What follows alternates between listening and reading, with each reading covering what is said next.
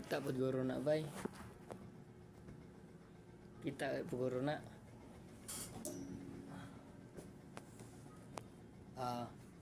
Good.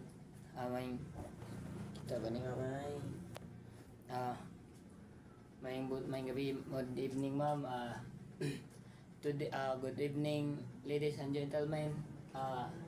Today we're going to I am going to explain how to get quartile, decile, and percentile of the data set. So, what is quartile? First is quartile. What is quartile? Quartile is the score point that divided the data set into 4 equal parts. So, it can be solved using this formula. Qn, that will be Qn. That will be Qn. Ano? No, QI. QI is equal to I times n plus 1 over 4. Muna siya para mabawa na to kung asa na place ang ato ang quartile. So, something I. So, I is either quartile 1 with quartile 2 or quartile 3. So, divided, ang n is the number of kung pila ka buok data set nga na to. So, let's say for example, quartile 1. So, na to pag makita quartile 1. So, inaniw na to siya. Makita ra, kantaw lang. Hindi ko dapit. Kita na. Q1 is equal to 1 times n plus 1 over 4. Nganong 4 man itong gigamit? Kay quartile divided into 4 equal parts man. So, let's substitute the values. So, Q1, quartile 1 is equal to 1 times, pila man kabuk ang nasa itong data? 1, 2, 3, 4, 5, 6, 7, 8, 9, 10, 11. So, 11. 1 times 11 plus 1 over 4. That the result will be the place where the quartile 1 is located. So, quartile 1 is equal to 12 over 4, and our quartile 1 is in the third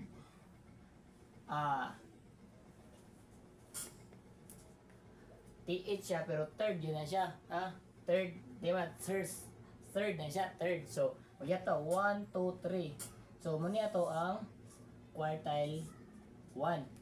So, the same sa quartile 2, inanaon na po na ito siya pagkuha, no?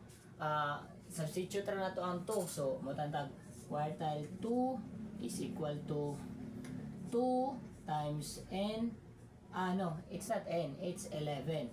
11 plus 1 over 4 of dayon, quartile 2 is equal to 2 times 12 over 4. Dayon, quartile 2 is equal to 24 over 4. Dayon, ang atong quartile 2 na asa ikapila siya. 24 divided 4 is 6, di ba? 6.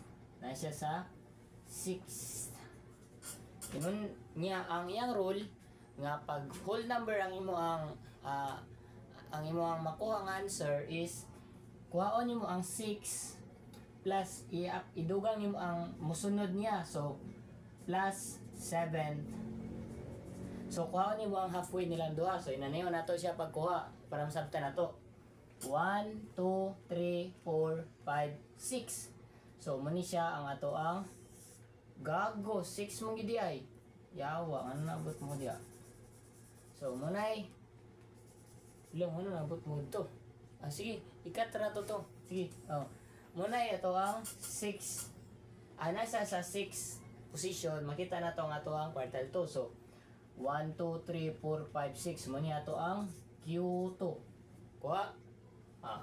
So, Sunod, ang quartile 3 na to.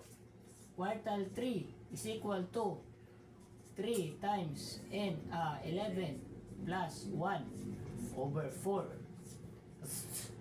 Dayon, dili na mo aga itong kuan na patay laing magamit. So, Q3 is equal to, di gapon maagi, 3 times 12 over 4. Dayon, di gapon siya maagi. Pambot na unsa naman ni wala ni. So Q3 ta, Q3 is equal to 3 times 12 is 36, no? 36 over 4 of dayon Q3 nato is equal to 36 divided by 4 equal to 9. So 9 siya sa ikasiyang mga posisyon. Asa mo niri kasiyang mga posisyon? 1, 2, 3, 4, 5, 6, 7, 8, 9. So ang atong 94 siya ang ato ang quartile 3. So inana ra ka sayo ng pagkuha sa quartile. Sunod, ang decile nato sa decile. Unsa man ang decile? Ang decile is score point that divided the dataset into 10 equal parts. Unsa man 10 equal parts? So ang tawag na to equal parts. So og yung 10 equal parts, so ayan denominator is 10 na. So imo na ko nato siyang cute diri D. Inani na yung forma sa formula. D I is equal to I times N plus 1 over 10. Ana na yung forma sa formula. So saan na ito na siya pagkuhan? So inani ang ato ang buhaton. So muna man ang ato ang first data. So dugangan nato ni siya para dili ma-unique po siya. Dugangan nato siya og isa ka number. So datalag. Dugangan nato direct 76. So punta nato 76 para ma-unique siya. So let's say for example, mo compute sa atong ikapilang nga kwarta, decile yung gusto. Decile ika-7th decile atong butang. Ana ta diri D7 is equal to 7 times 12 na. 12 na, di ba? 1, 2, 3, 4, 5, 6, 7, 8, 9, 10, 11, 12. So, 12 plus 1 over 10. So, ano na yung forma? So, D7, ang atong 7th decile is equal to 7 times 13 over 10. So, mabutan rin siya, D7 is equal to 91 over 10. So, 13 times 7 is equal to 91. So, ang yung answer sa D7 is equal to 9.1. Nya, og 9.1, ato na siyang i-move to the next. I-move na siya to the next. Kung sa next nga number sa 9th. Sa 9th place, 9.1 place. So, na siya sa 10th place. 10th place na nato siya magbutang. So, sa mandiri ang 10th place. 1, 2, 3, 4, 5, 6, 7, 8, 9, 10, 11, 12. So, diri na to makita. Diri na to mabutang ang ato ang D7. So, ina na ra. Murag maligid siya. Kaya murag nagbuot-buot ko ako So, pasensya na sa ta. Dili na ito nato. So, ikat na mo na to. So, ano man na siya? 9.1 decile. So 9.1. So, 9 ra siya. Kaya wala man siya nakaabot og pila. So, 9 position ang atong D7. Siya sa 9 position. Ipo na to. 1, 2, 3, 4, 5, 6, 7, 8, 9. So, kining ni amo ni ato ang D7. Ang 92. So, inana ra siya, no? Now, nakita sa camera para mahibawa na to o makita ba. Sunod, sabotable niyo ang decile. O isabol yung decile na pulain. Kung sa decile, 5th decile. Dili na lang ng 5th point. Saba-saba lang din. Wala lang, third, muna sa third na lang. Third decile. D3, inanarga po. sa lisdan mo siya diri og 3 times 12 plus 1 over 10 dayon December yapon diri di 3 is equal to 3 times 13 over 10. O ana siya. So ipadayon nimo siya. So mahimo siyang D3 is equal to 39 over 10. So ang mahitabo ang D3 na to 3.9. So understandable nga 3.9 mahimo na siyang fourth. Siya ang ika-fourth.